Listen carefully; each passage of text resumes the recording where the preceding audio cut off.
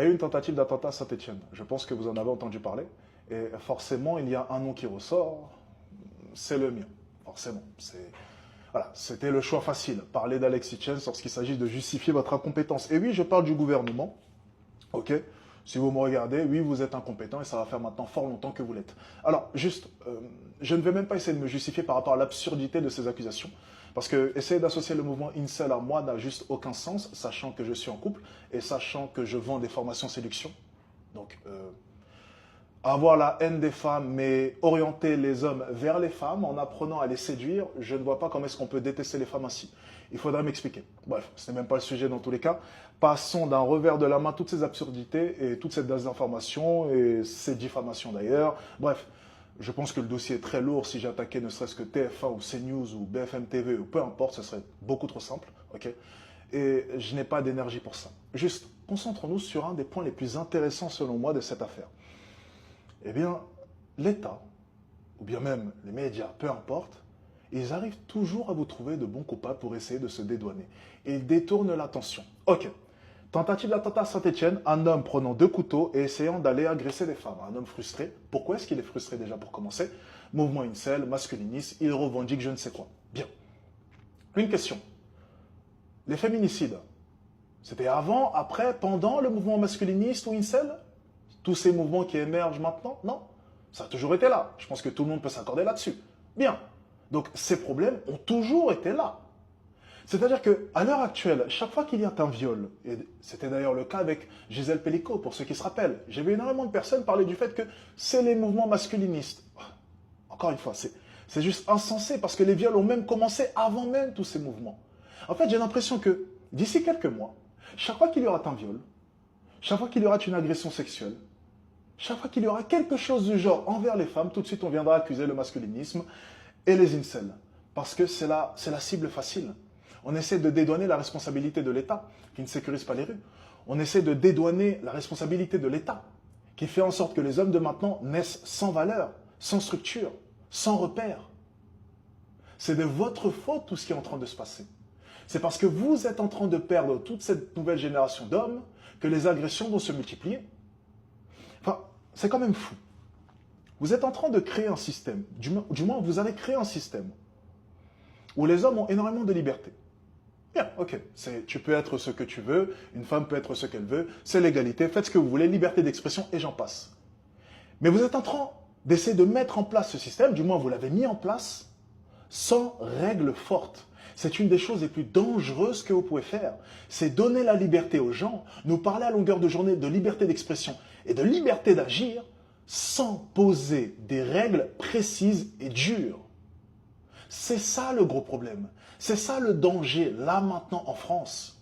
C'est que vous êtes beaucoup trop focalisé sur les droits de l'homme et sur la liberté de chacun.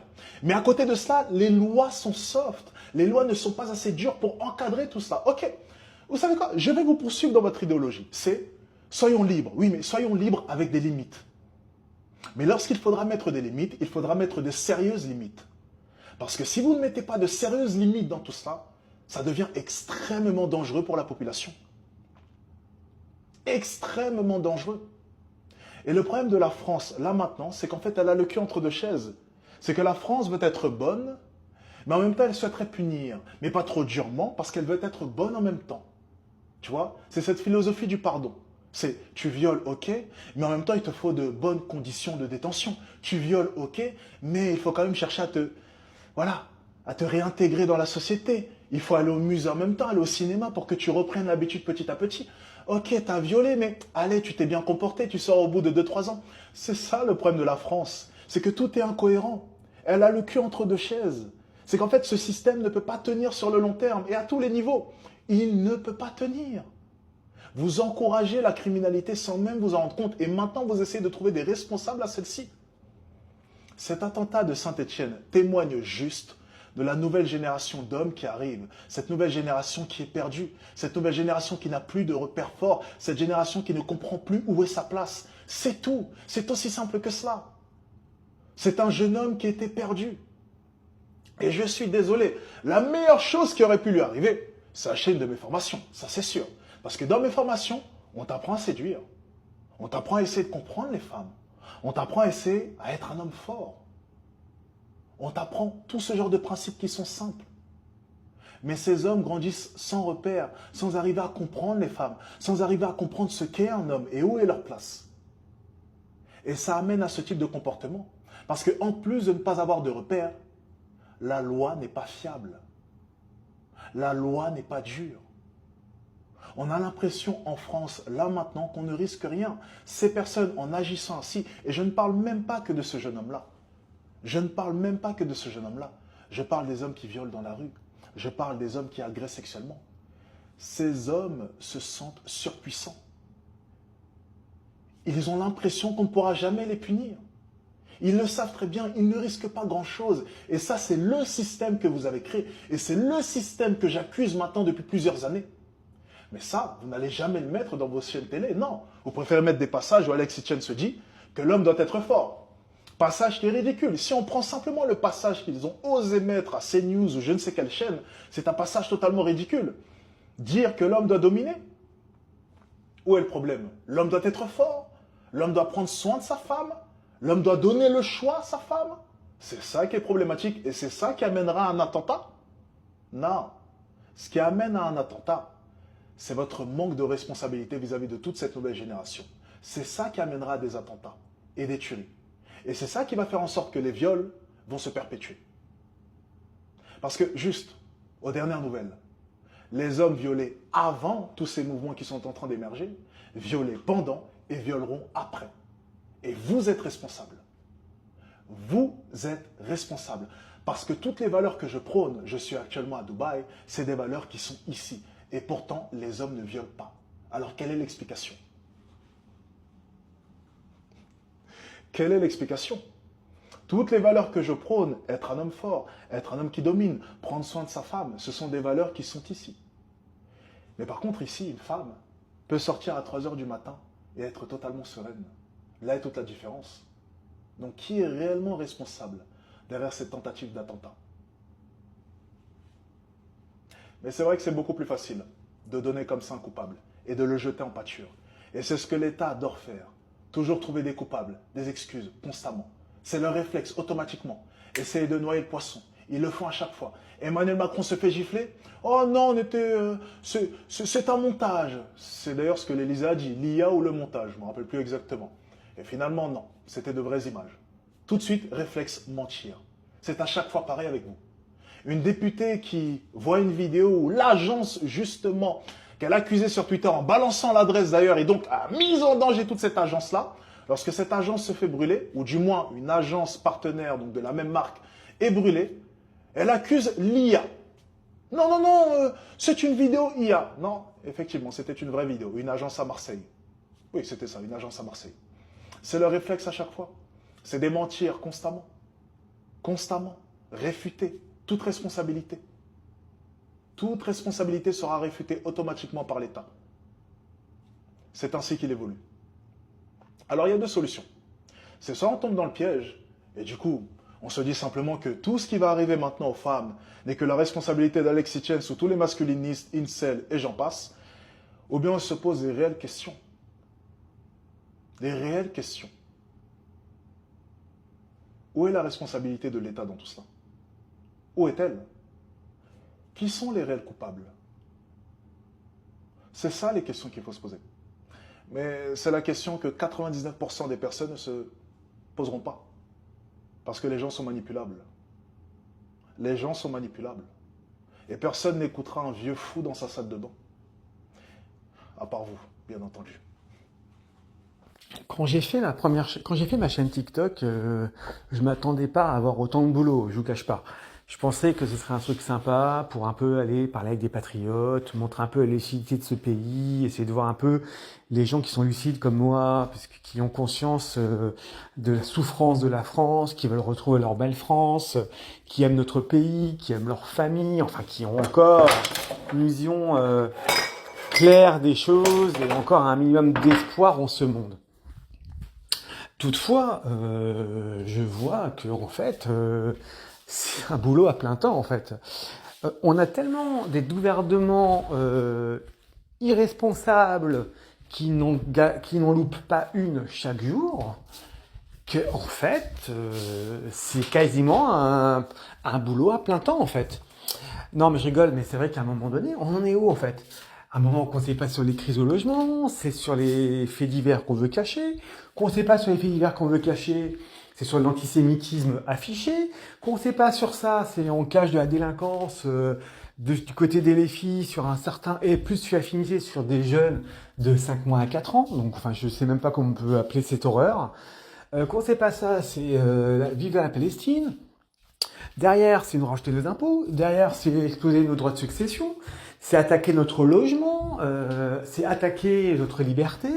La censure, en partout. Et même là, maintenant, quand il y a une attaque qui a lieu, diverses et variées, avec un soi-disant masculiniste, enfin, un mec qui a jamais eu une gonzesse de sa vie, qui attaque au couteau des nanas, parce qu'effectivement, il a été, a priori, il a mal vécu le fait qu'il ait été rejeté par toutes les nanas. Au lieu de dire l'État est responsable par rapport au discours qu'il prétend défendre, responsable par rapport à ce qu'il dit, par rapport à ce qu'il soutient, ils vont nous dire ah ouais mais ça c'est la faute de Alex Hitchen, masculinité toxique, qu'on sait pas ça, quand c'est un musulman qui attaque quelqu'un, c'est la faute des fachos. Quand un blanc attaque d'autres blancs, ce n'est rien du tout, on s'en passe, soi-disant on n'en parle pas. Enfin, à un moment, on est où en fait? Ça ne s'arrête jamais. C'est-à-dire que à chaque fois, on croit qu'on a touché le fond, et à chaque fois, ça va encore plus profondément. Mais est-ce que vous vous rendez compte dans quel monde on vit là? Enfin, c'est pas possible. Donc moi, je ne peux que abonder en sens d'Alex Hitchen. On aime ou pas le personnage, on aime ou pas ce qu'il dit sur les femmes, même si moi je reste convaincu que sur bien des sujets il a bien raison, n'en déplaise à certains et à certaines, mais enfin on est en plein dedans en fait. C'est-à-dire que l'État, c'est comme notre monarque, c'est les Français qui sont pessimistes, c'est les Français qui sont ceci, c'est cela, il faut faire des efforts, ben non en fait, c'est pas nous de faire des efforts en fait. Ceux qui font des dépenses somptuaires, c'est l'État, hein, c'est pas nous. Hein. Donc, à un moment donné, avant de commencer à attaquer les Français, attaquez déjà votre problème à vos dépenses somptuaires. Déjà, avant d'attaquer, d'augmenter, d'augmenter les impôts et taxes diverses et variées, déjà on réduit les coûts. C'est la base de toute entreprise qui fonctionne, ou de tout État qu'on essaie effectivement de remettre dans le droit chemin. Maintenant, même, c'est irresponsable. Donc, c'est-à-dire qu'on paye énormément d'impôts dans un pays qui est actuellement l'un des pays les plus dangereux du monde. La sécurité est à tous les coins de rue. Et non, je n'exagère pas, ce n'est pas oh là là, une expansion ou un symptôme ou un drame ou un fantasme d'extrême droite, c'est une réalité. On paye des impôts pour effectivement l'ordre régalien, à savoir notamment nous défendre et se sentir protégés.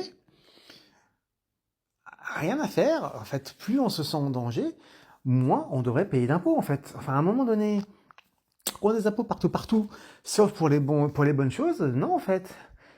L'immigration, il y en a sûrement de l'immigration constructive, il y en a, mais effectivement, on a beaucoup d'immigration qui sert à rien. La réalité, elle est là. Et maintenant, on va nous dire quoi? On va dire que les personnes responsables quand ils attaquent les femmes, c'est à cause de la masculinité toxique.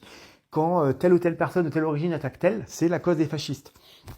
Quand effectivement une femme se fait violer, c'est parce qu'elle s'habille en mini-jupe. Mais on est où en fait? Il va falloir un petit peu... On marche sur la tête. Complètement. Je ne sais pas à quel point on en est, mais en Europe, partout les pays européens sanctionnent et commencent à être un peu plus... à se mettre un petit peu, à se recroqueviller sur eux-mêmes. Et la France, non, c'est toujours open bar, c'est toujours plus dans la surenchère, toujours plus dans faire payer les Français, ceux qui travaillent, les 33, les peu de Français qui bossent encore, donc ceux qui apportent des richesses dans ce pays. Mais en fait, c'est pas possible, quoi. Et maintenant, la dernière remarque, l'État est irresponsable. Ben non, en fait. C'est à vous de pas être aussi laxiste. Comment vous voulez quelqu'un qui plante ou balai avec des couteaux se sente en danger ou sait qu'il fait quelque chose de mal, s'il n'est jamais sanctionné, s'il n'a que un rappel à la loi, ou même pas, encore pareil, parfois, qu'il a des choses à faire, qu'il a, des sanctions, il doit réparer un trottoir. Mais les prisons, c'est open bar avec karting, télé, PlayStation et clim. Ils sont même mieux que certains de nos retraités en EHPAD, que même certains habitants, que les Français eux-mêmes. Comment vous voulez que quelqu'un ait un sens de la justice et de la réalité s'il se sent intouchable quoi qu'il arrive? Le laxisme de la gauche et du centre, même d'une certaine partie de la droite, n'est pas pour rien non plus. Donc malheureusement, on prend l'exemple de Alexis Chen sur cette vidéo, mais il a totalement raison. Mais il faut vraiment se réveiller, la France, hein.